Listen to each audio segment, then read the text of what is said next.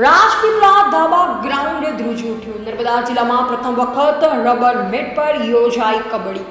500થી વધુ ખેલાડીઓનું શાનદાર પ્રદર્શને નર્મદા જિલ્લાના યુવા રમતવીરોનો વધાર્યો જુસ્સો.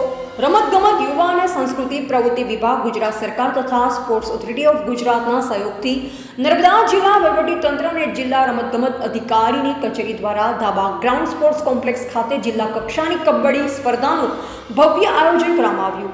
આ સ્પર્ધામાં ભાઈ બહેનો સહિત કુલ 500થી વધુ ખેલાડીઓ ઉત્સાહથી ભાગ લીધો. નોંધનીય છે કે જિલ્લામાં સૌપ્રથમ વખત રાષ્ટ્રીય અને આંતરરાષ્ટ્રીય ધોરણની રબર મેટ પર આ સ્પર્ધા યોજાઈ, જેની દરેક ખેલાડીએ ખૂબ જ પ્રશંસા કરી.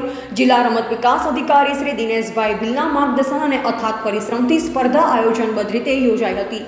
ગુરુવારની પૂર્વ સંધ્યાએ રમાયેલી રોમાંચક ફાઇનલ મેચની સાથે સ્પર્ધાની પૂર્ણાહુતિ થઈ. આવા આયોજનથી નર્મદા જિલ્લાના રમતવીરોમાં પણ જુસ્સાવર્ધન થશે અને ભવિષ્યમાં વધુ સારું પ્રદર્શન કરવાની પ્રેરણા મળશે. રિપોર્ટર પ્રકાશ વસાવા, ગુજરાત અપડેટ ન્યૂઝ, નર્મદા.